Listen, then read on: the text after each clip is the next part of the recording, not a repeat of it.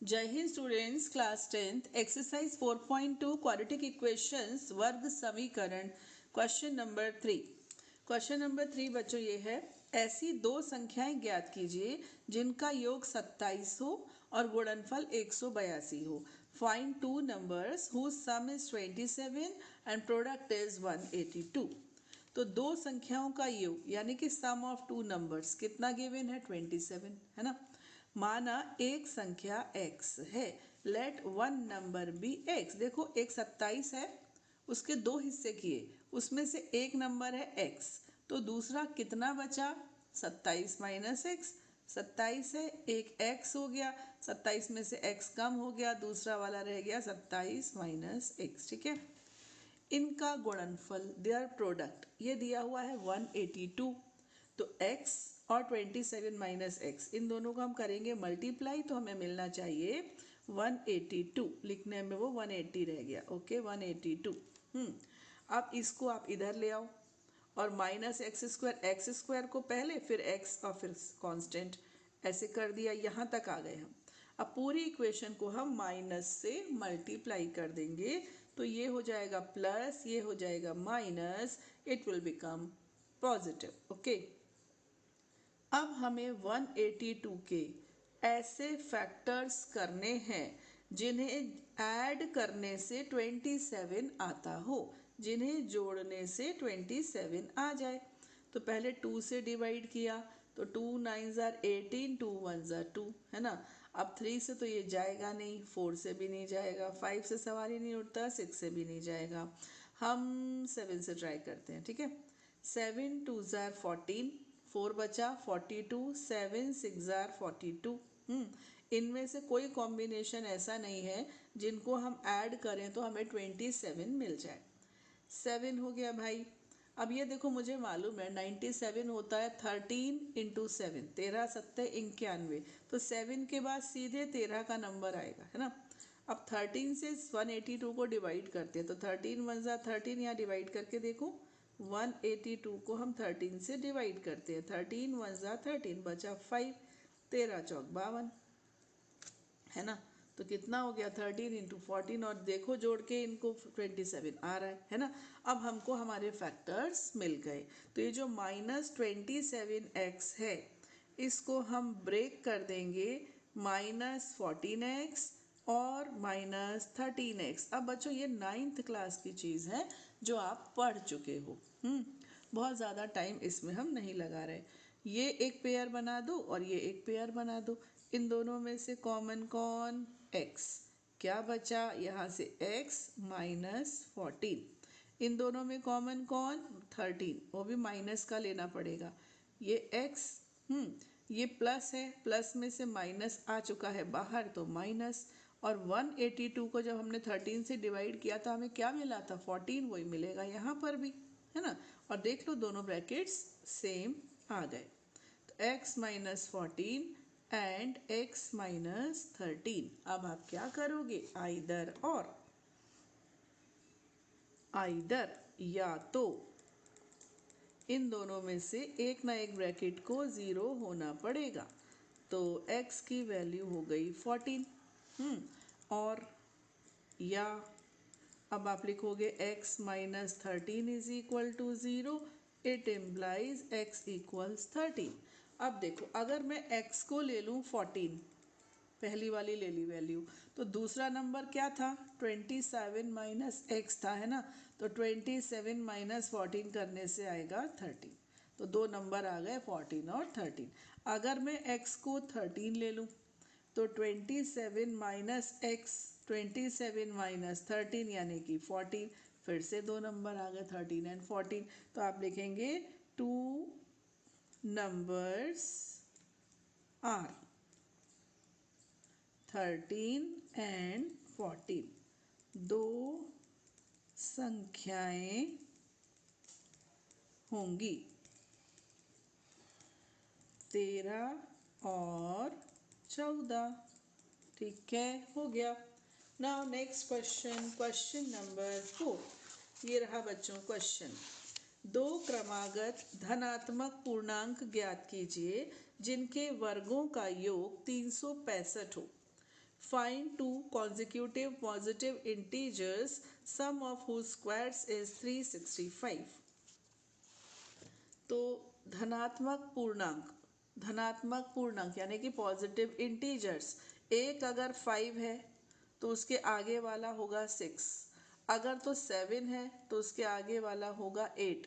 तो ये कैसे आता है, पहले वाले में +1 कर दो, अगला वाला आ जाता है, ये नियम रहता है ना। तो अगर हम पहले वाले को x ले लें तो अगला वाला क्या होगा, x+1, है ना, x और x+1 दी गई स्थिति के अनुसार according to the given condition.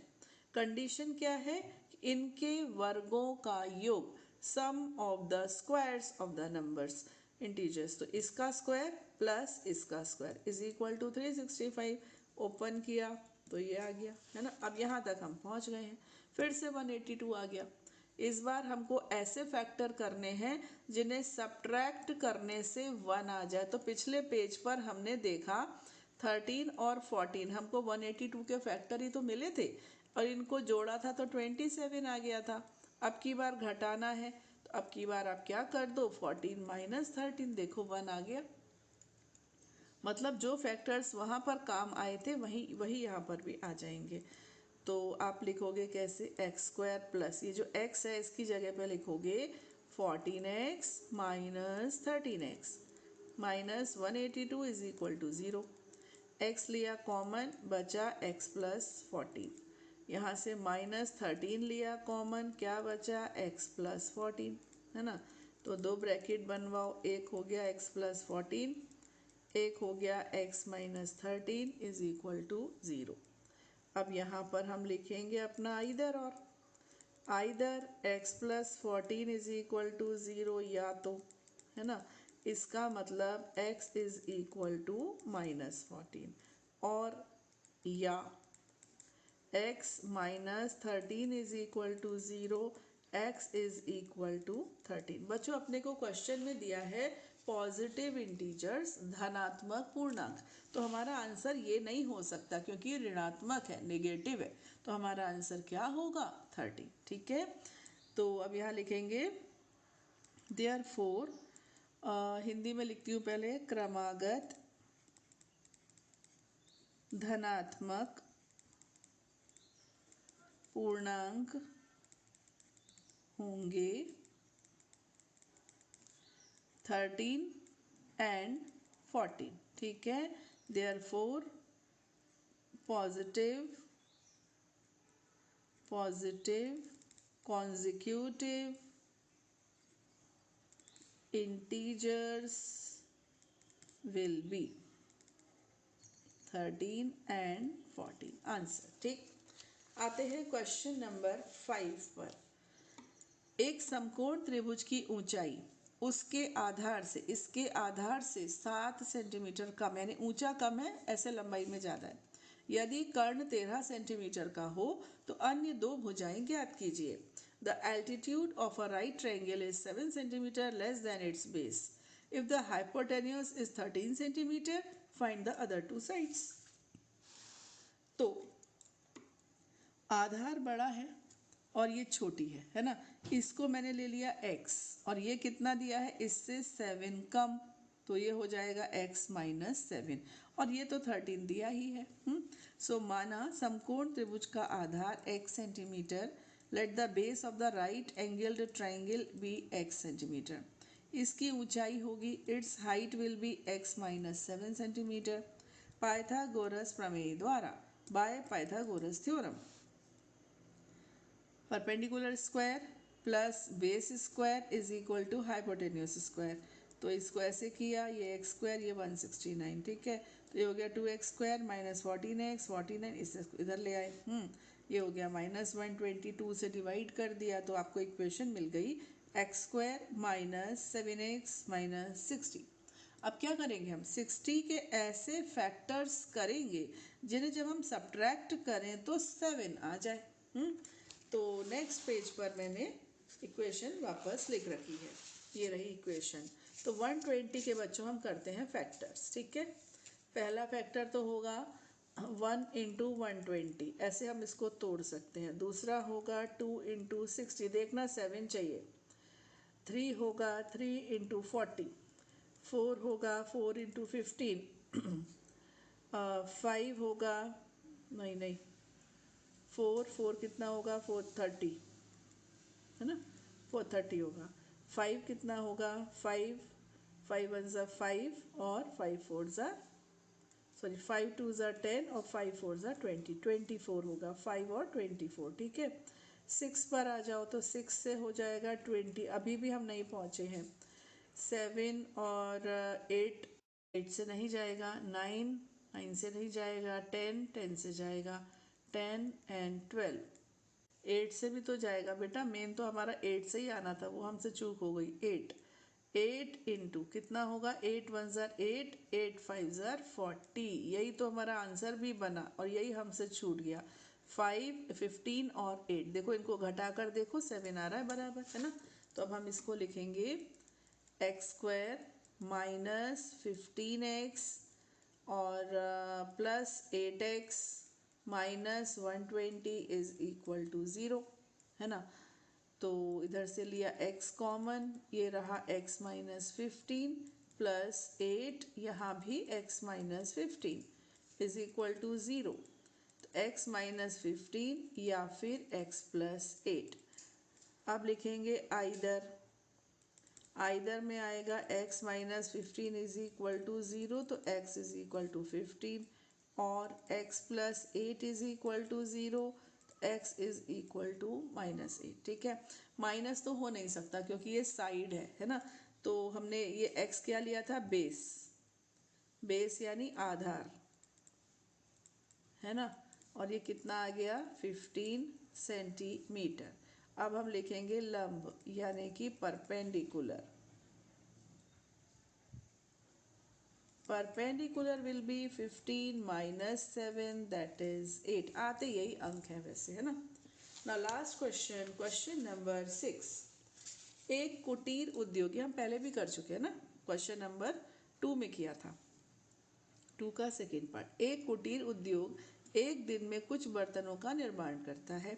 एक विशेष दिन यह देखा गया कि प्रत्येक नग की निर्माण लागत रुपए में उस दिन के निर्माण किए बर्तनों की संख्या के दुगने से 3 अधिक थी।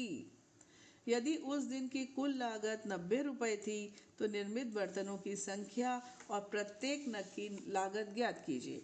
A cottage industry produces a certain number of pottery articles in a day.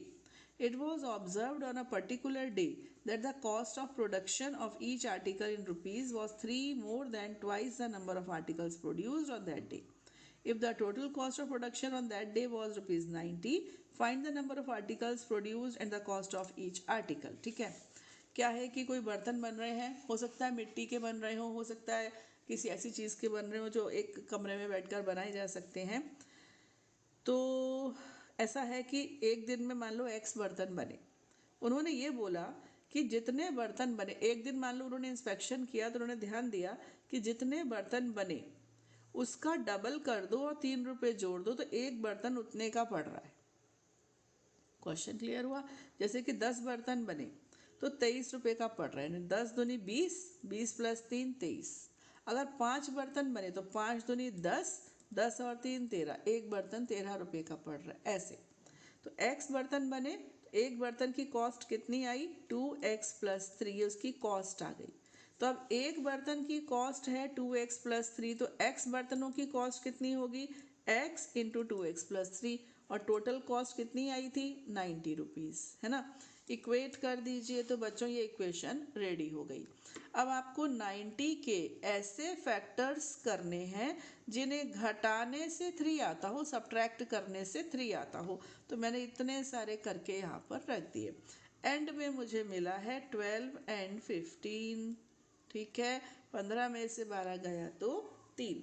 अब हम यहाँ पर इसको ब्रेक करते हैं। ये हो जाएगा 2x² plus 15x minus 12x minus 90 is equal to 0। x common, 2x plus 15 minus 6 common, है ना। तो ये बचेगा 2x, माइनस कॉमन तो प्लस, और ये आ गया 15 इज इक्वल टू 0। तो ये हो गया 2x प्लस 15 और x minus 6 is equal to 0। Either 2x plus 15 is equal to 0, इसका मतलब 2x is equal to minus 15 और x is equal to minus 15/2, है ना। और दूसरा वाला क्या है, x minus 6 is equal to 0, that is x is equal to 6। बच्चों देखो, यहाँ पर हमने नेगेटिव वैल्यू नहीं ली। क्यों नहीं ली? क्योंकि लंबाई कभी ऋणात्मक नहीं होती। Distance can never be negative. ये बात बच्चों यहाँ लिखनी चाहिए थी, आप लिख लेना, ठीक है। चूंकि लंबाई कभी ऋणात्मक नहीं होती, अतः x बराबर 15, ऐसे। Since length can never be negative, therefore x is equal to 15। यहाँ पर भी पहले तो x क्या है, बर्तन बन रहे हैं, जो भी आर्टिकल बन रहा है उसकी संख्या, तो पहले तो ऋणात्मक ही नहीं होती, और अगर उसको छोड़े थोड़ी देर के लिए तो ये फ्रैक्शन में भी नहीं होती ना। 7.5 बर्तन बने, ऐसे नहीं होता है ना। तो आप लिखेंगे कि बर्तनों की संख्या ऋणात्मक नहीं हो सकती। Number of articles can not be negative, ठीक है। देयरफॉर नंबर ऑफ आर्टिकल्स, ठीक है। यहाँ पर लिखेंगे बर्तनों की संख्या। कितने बर्तन बने बेटा उस दिन? 6 बर्तन बने। चेक करके देखें कॉस्ट इसकी। कॉस्ट कितनी थी? 6 का तुम्हें करना होगा डबल और उसमें जोड़ना होगा 3। तो 12 प्लस 3 से 1 खिलौना कितने का पड़ा? 15। अब 6 खिलौने बने, 1 खिलौना था 15 का, तो 15 6 90, परफेक्ट। यानी हम एग्जामिनेशन हॉल में बैठे बैठे चेक कर सकते हैं कि हमारा आंसर करेक्ट आया है और इसमें हमको फुल मार्क्स मिलेंगे, ठीक है। खुश रहिए बच्चों, पढ़ते रहिए और बढ़ते रहिए। जय हिंद।